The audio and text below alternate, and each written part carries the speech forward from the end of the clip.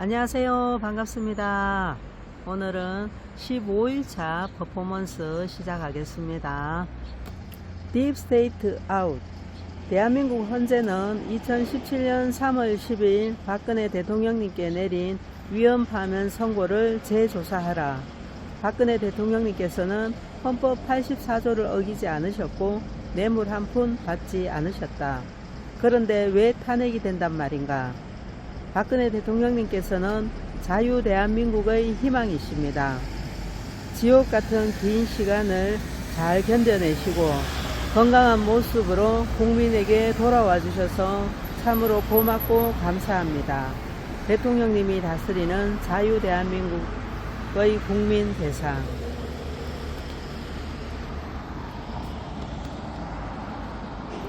또 날씨가 참 좋습니다.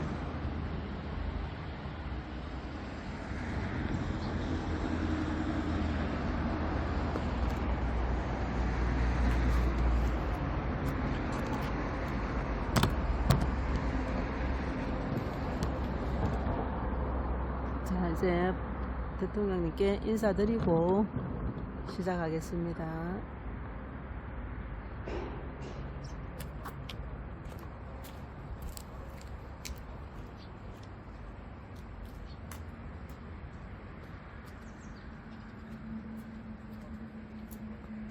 대통령님 잘 받으세요.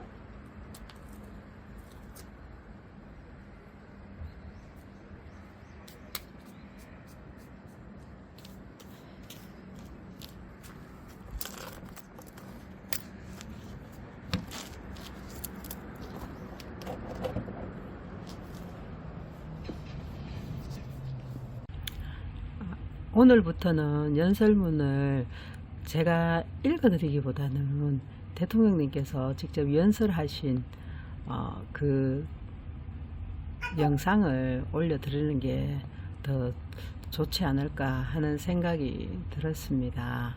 그래서 오늘부터 대통령께서 연설하신 부분을 다운받아서 올려드린 것으로 바꾸겠습니다. 그리고 회고록은 제가 드리고요. 그렇게 진행 방법을 바꾸겠습니다. 이제부터 대통령님께서 직접 2013년 APEC CEO 서밋 기조연설을 하시는 모습을 보시면서 들으시기 바랍니다.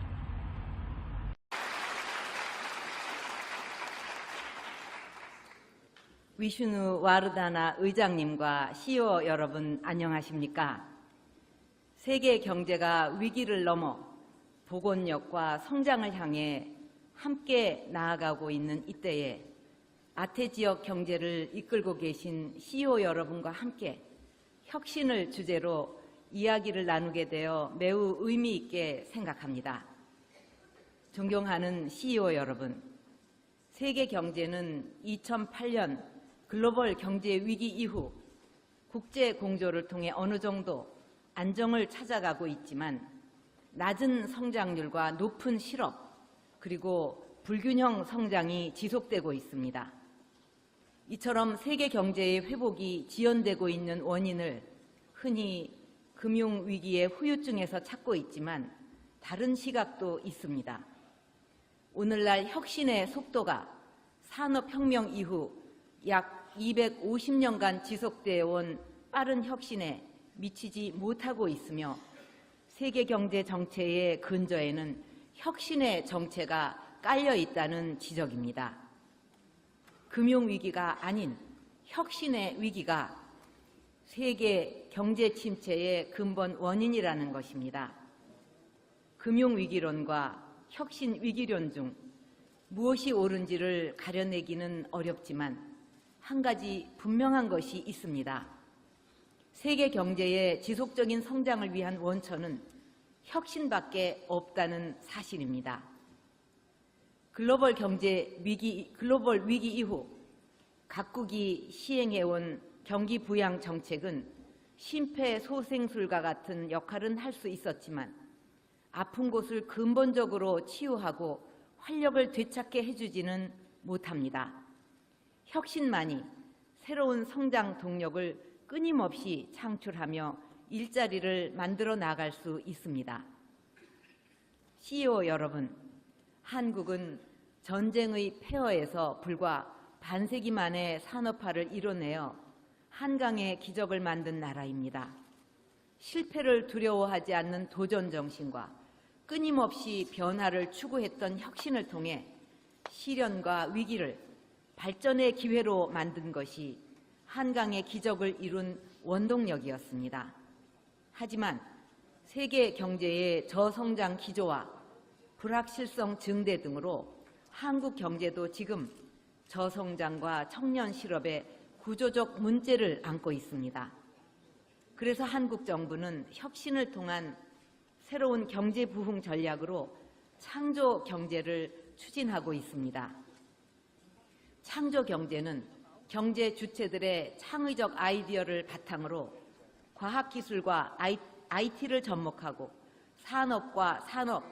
산업과 문화의 융합을 촉진해서 새로운 시장과 일자리를 만드는 것입니다. 한국 가수 싸이의 강남 스타일이라는 노래가 뉴 미디어인 유튜브를 만나서 짧은 시간에 세계 17억 인구에게 즐거움을 선물하면서 새로운 부가가치를 창출한 것이나 사양길로 접어든 서커스에 다양한 스토리와 음악, 무대 장치 등을 융합해서 새롭게 탈바꿈시킨 태양의 서커스도 창조 경제의 좋은 예입니다. 창조 경제는 기존 경제와 비교할 때 두 가지 큰 특징이 있습니다. 첫째, 기존 경제는 땅에서 광물 자원을 캐내어 경제를 발전시켰다면 창조 경제는 사람에게서 창의성을 끌어내어 경제를 발전시킵니다. 그런데 창의성이라는 자원은 광물과는 달리 아무리 끌어내어도 고갈되지 않고 환경 오염과 같은 부작용도 없으며 수학 체감의 법칙도 적용되지 않습니다. 그렇기 때문에 창조 경제에는 성장의 한계가 없고 지속 가능한 성장을 달성할 수 있습니다. 둘째, 창의성이라는 자원은 자본이나 광물 자원과 달리 모든 나라, 모든 경제 주체들에게 보편적으로 내재해 있기 때문에 불균형 성장을 극복하는 원천이 될 수 있습니다.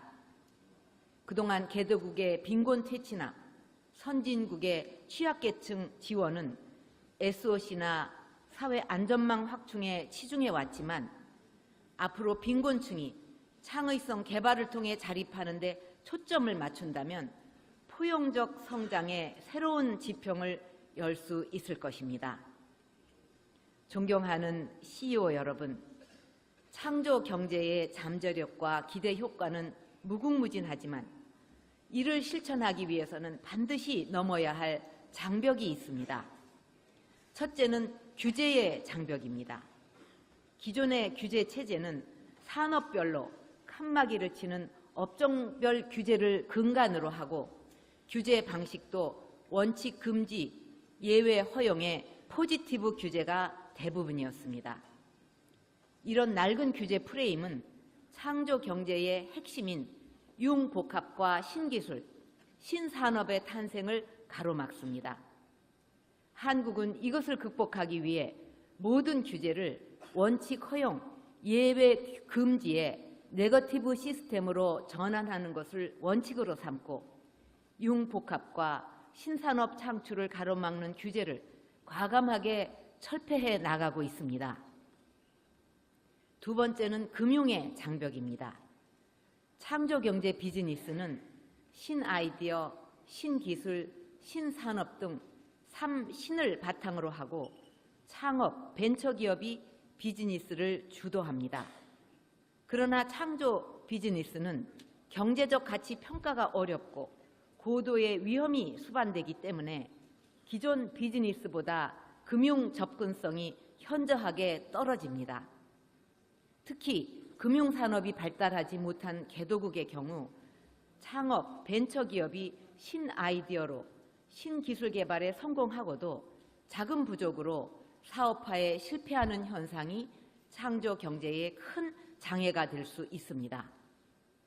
이와 관련 한국 정부는 융자에서 투자로 자금 조달 구조 개선, M&A 활성화, 기업 성장 단계별 맞춤형 금융 정책 제공 등 창업, 벤처 자금 생태계의 선순환을 촉진하는 정책을 펼치고 있습니다. 셋째는 교육의 장벽입니다. 기존 교육 시스템은 각 분야별로 분절화되어 있고 표준화된 교육 과정을 통해 표준화된 지식을 갖춘 표준형 인재를 배출하도록 설계되어 있습니다. 이런 교육은 표준의 창조적 파괴를 통해서 새로운 것을 창조하는 융합형 창의 인재를 길러내는 데 한계가 있습니다. 한국 정부는 교육 시스템의 혁신을 위해서 학문 간, 전공 간 칸막이를 낮춰서 융합형 인재를 양성하고 청년 창업 교육을 강화하고 있습니다. 또한 획일화된 스펙이 아닌 다양한 능력과 열정으로 인재를 선발하는 스펙 초월 채용 시스템을 도입하고 있습니다. 마지막으로 국경의 장벽입니다. 닫힌 경제에서는 창조 경제가 발전할 수 없습니다. 세계 경제와 끊임없이 기술, 금융, 인력을 교류하면서 개방형 혁신을 추구해야 창조 경제가 가능합니다. 국가 간 경제 교류를 가로막는 제도적, 문화적 장벽은 창조 경제를 가로막는 가장 높은 장벽이 될 수 있습니다. 한국 경제는 세계 각국과 FTA를 지속적으로 추진하면서 강력한 개방형 혁신을 지향하고 있습니다. 존경하는 CEO 여러분, 지금 이 순간에도 한국은 끊임없는 자기 혁신을 추구하면서 인프라를 건설하고 과학기술을 육성하고 있습니다. 개방과 공유, 협력, 소통을 핵심 가치로 삼아서 정부가 보유한 공공 데이터와 지식 자산을 개방해 혁신의 씨앗으로 활용하도록 하고 있습니다. 국민 한 사람 한 사람의 창의적인 아이디어가 전문가 멘토링을 통해서 사업화로 연결될 수 있도록 사이버 공간에 창조경제 타운을 오픈하기도 했습니다.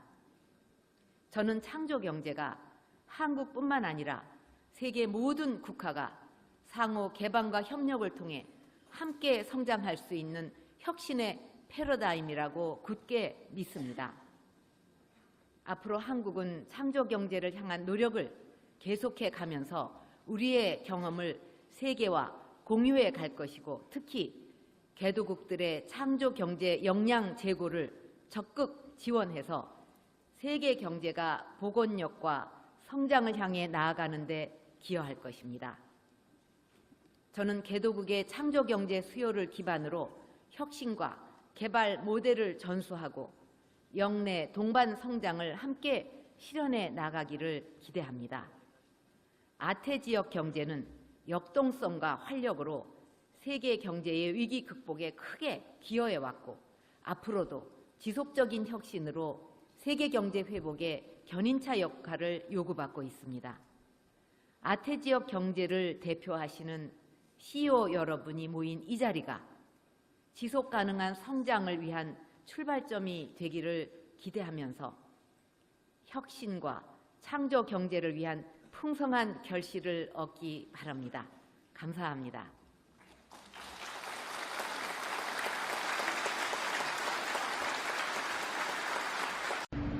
자, 이제 회고록 읽기 전에 빙고 한번 부르고 시작할게요.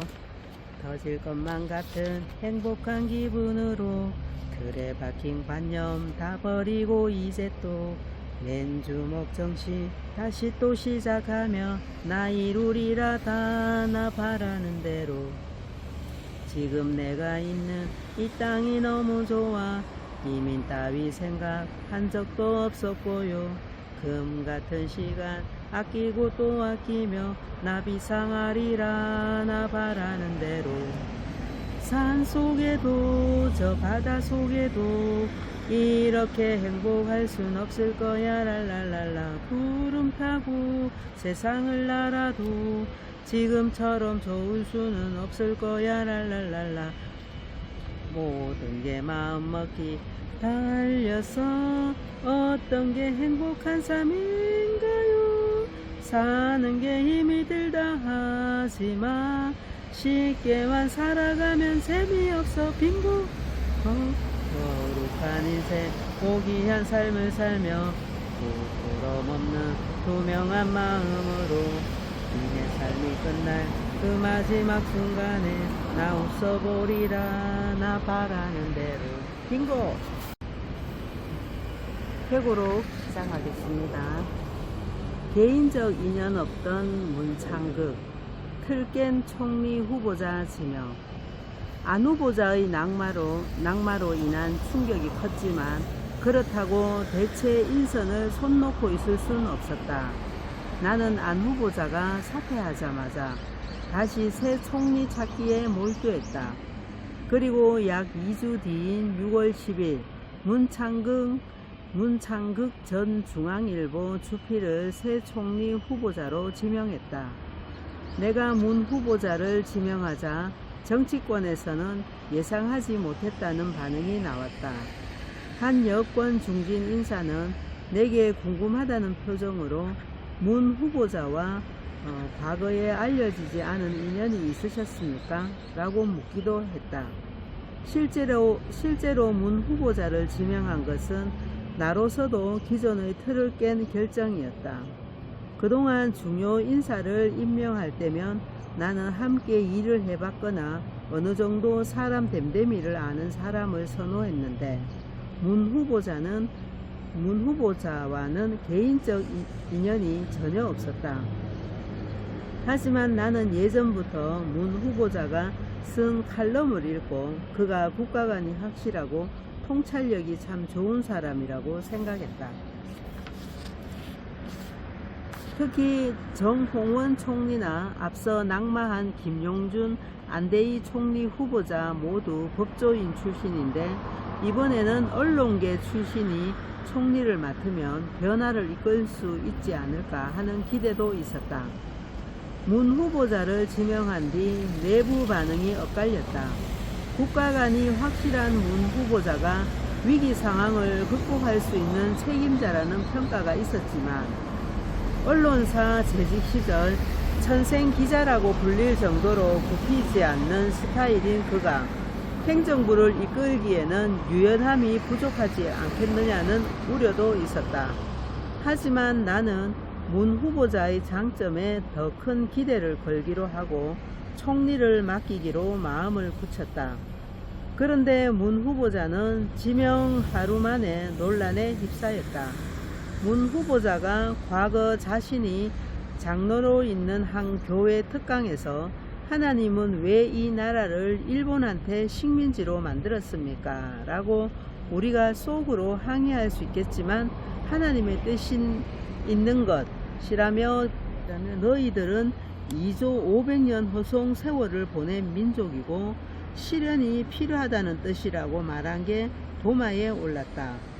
문 후보자는 당시 1시간가량 강연했는데 위와 같은 특정 발언만 편집돼 6월 11일 KBS 뉴스로 보도됐다. 해당 발언이 조명되자 새정치민주연합에서는 건국 이래 최대 인사 참사라며 문 후보자가 식민 지배를 정당화했다는 취지로 공격을 퍼부었다. 반면에 여권에서는 일부 발언만 입맛에 맞게 편집해 전체 맥락을 왜곡했다고 반발했다. 문 후보자의 하나님의 뜻 발언은 식민 지배를 정당화한 것이 아니며 당시 강연에서도 우리 민족을 단련시키려고 하나님이 고난을 주신 것이라고 명확하게 부연 설명했다는 것이다. 하지만 공격은 계속 이어졌다. 교회 강연뿐 아니라 문 후보자가 과거 칼럼이나 대학 강의 등에서 위안부 문제에 대해 일본의 사과를 받지 않아도 된다고 언급한 것도 논란이 됐다. 이를 두고 문 후보자는 반성은 일본 스스로의 문제이고 그들이 진정한 사과를 해야 한다고 강조한 것이라고 해명했다. 지명 하루 만에 예상치 않은 논란이 불거지자 우려가 커졌다. 식민지 위안부 문제는 민족의 아픔과 관련된 정말이지 예민한 주제였다. 문 후보자의 발언 의도와 무관하게 전반적인 여론이 들끓고 있다는 보고가 여럿 들어왔다. 하지만 나는 문 후보자 발언의 전체 맥락을 살폈다. 물론 발언 자체가 예민한 주제를 건드렸고 개인에 따라 일부 불편하게 받아들일 수 있는 부분이 없지 않았지만 세간에 보도된 편집 발언과는 다르게 실제 발언 의도는 충분히 참작할 범위 안에 있다는 생각이 들었다. 나는 고민 끝에 문 후보자에게 계속 힘을 실어주기로 결심했다. 인사청문회에서 관련 논란에 대해 허심탄회하게 해명하고 국가 운영에 대한 자신의 포부를 밝히면 여론이 달라지지 않을까 하는 기대도 있었다. 문 후보자에 대한 여야의 첨예한 대립이 이어지는 상황에서 5박 6일 일정으로 중앙아시아의 우즈베키스탄, 카자흐스탄, 투르크메니스탄 3국을 방문하기 위해 6월 16일 출국하는데 마음이 무거웠다. 순방 일정 중에도 수시로 청와대 관계자들에게 연락하면서 상황을 파악했다. 특히 당시 문 후보자의 조부가 독립운동을 하다가 순국한 문남규 선생이 맞는지를 두고 정치권에 논란이 있었는데 나는 국가보훈처에서 사실관계를 확실하게 따져서 조사해 달라고 지시했다. 국가보훈처는 며칠 뒤 한자 이름과 원적지가 동일하고 문 후보자 부친 증언 등으로 미뤄볼 때 대한애국단 단원인 애국지사 문남규 선생이 문 후보자 조부가 맞다고 판단했다고 밝혔다. 하지만 친일 프레임이라는 딱지가 붙은 문 후보자를 둘러싼 사회적 논란은 쉽게 잦아들지 않았다. 나는 여전히 문 후보자의 발언에 대한 자의적 해석을 빌미로 한 야권의 사퇴 공세는 절대 받아들일 수 없다고 생각했다. 하지만 사회가 양극단으로 갈라진 듯한 심각한 대립이 계속되고 야권 일각에서는 추가 의혹 제기를 벼르면서 공세의 고삐를 조여오자 심적 부담을 느낀 문 후보자는 결국 사퇴를 결심했다. 문 후보자는 6월 24일 제가 사퇴하는 것이 박 대통령을 도와드리는 것이라며 제가 총리 후보로 지명받은 후 이 나라는 더욱 극심한 대립과 분열 속으로 빠져들어갔고 통합과 화합에 조금이라도 기여코자 하는 저의 뜻도 무의미하게 됐다고 사퇴 배경을 설명했다. 지명 14일 만이었다. 연이은 총리 후보자들의 낙마로 인해 대대적인 개혁을 추진하려 했던 나의 구상은 차질을 빚고 말았다. 결국 우여곡절 끝에 당시 이완구 새누리당 원내대표를 새 총리로 지명했고 2015년 2월 17일 임기를 시작했다. 하지만 얼마 가지 않아 성완종 리스트 사건이 터지면서 이전 총리는 70일 만에 최단 총리라는 불명예를 안고 퇴진해야 했다. 정권 초 촘촘하지 못했던 검증 시스템, 정부 출범 초기 애먹은 것은 총리 인선뿐이 아니었다. 김용준 총리 후보자는 물론 이동욱 헌재소장 후보자, 김종훈 미래창조과학부 장관 후보자, 김병관 국방부 장관 후보자 등이 줄줄이 낙마했다. 나는 상황의 심각성을 인지하고 왜 이런 일이 발생했는지를 되짚어봤다. 무엇보다도 검증 과정이 미흡했다.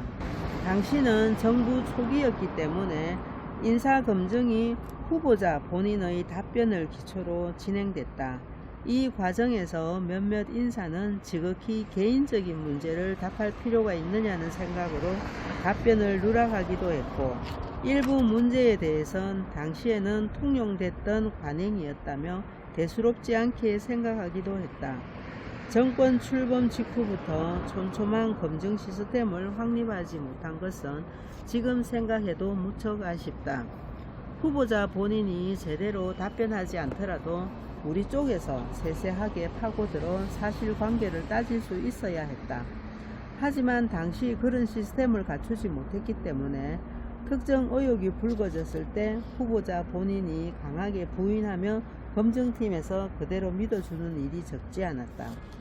그래서 검증의 허점이 반복적으로 노출되자 내가 당시 검증팀을 크게 질책했던 기억이 난다.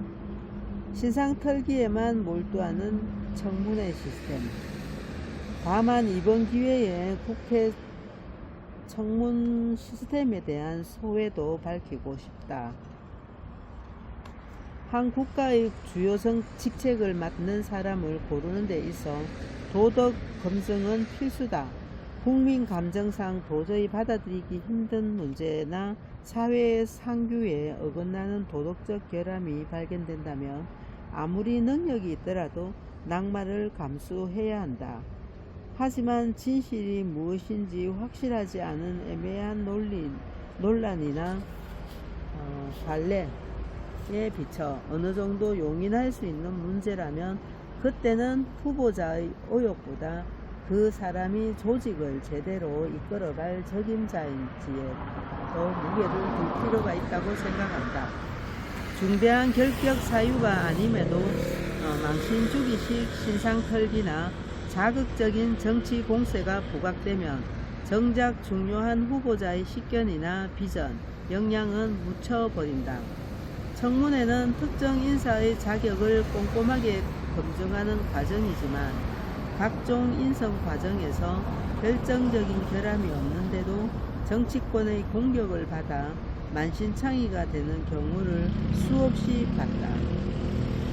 상황이 이렇다 보니 충분히 공직 임명 가능성이 큰 인사들도 가족의 만류를 이유로 제안을 거절하는 바람에 안타까웠던 적이 한두 번이 아니었다.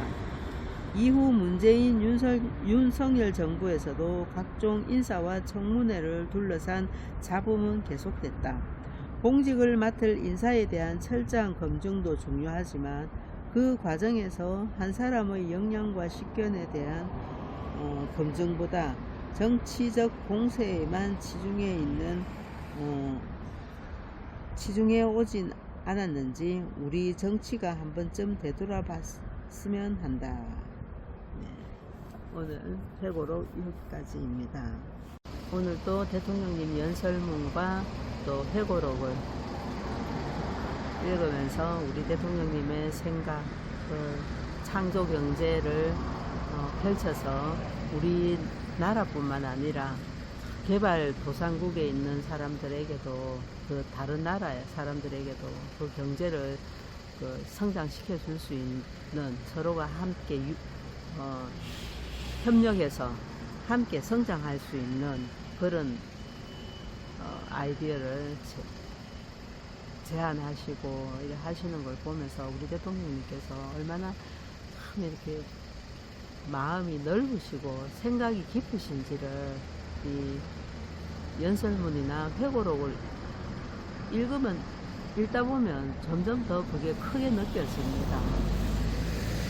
회고록에서도 보면 아쉬웠던 점, 돌아보니까 아쉬웠던 점은 솔직하게 또 인정을 하시고, 또 아닌 거에 대해서는 또 분명하게 말씀을 하시는 정말 이렇게 생각이 분명하신 그런 분이시죠. 그러면서도 이 창조 경제를 참 이렇게 발표하시는데, 연설문을 말씀하시는데 보니까 이 소통하고 서로가 아이디어를 나누고 그래서 함께 경제를 성장시킬 수 있도록 해야겠다는 그런 생각을 하신 분이잖아요. 이런 분한테 누가 불통이라고, 어떻게 불통이 될 수 있습니까? 이렇게 소통을 잘 하시는 분인데 정말 말도 안 되는 거짓 루머 이런 걸 통해서 진짜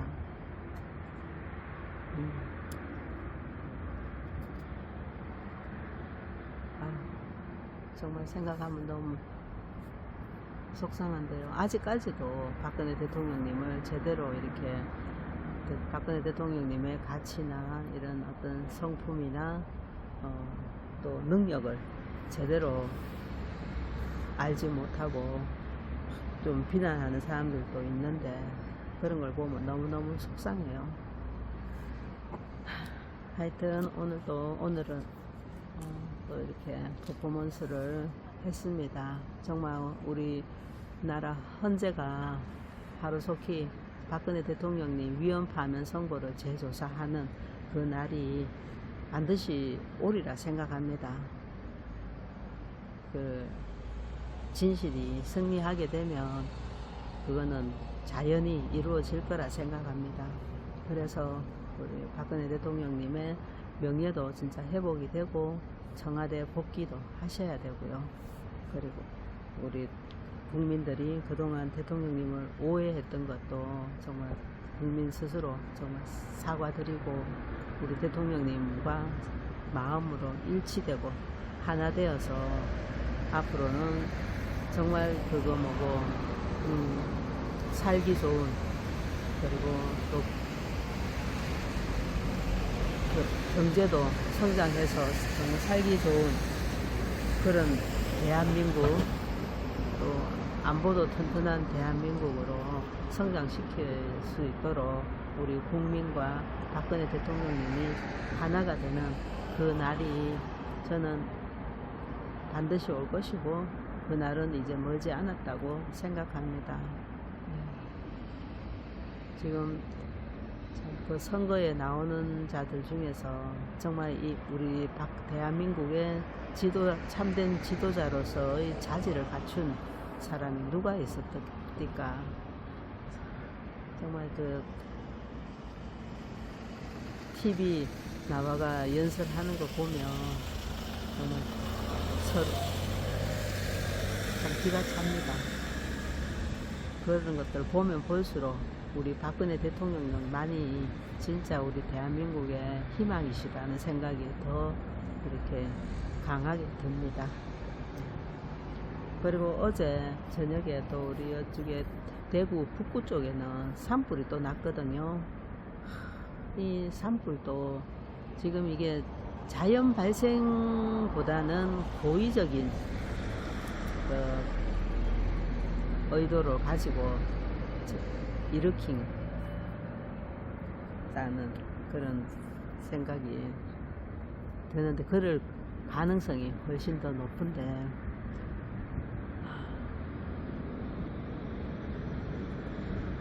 정말 이제 마지막 때가 다 되니까 완전 발악을 하는 것 같습니다.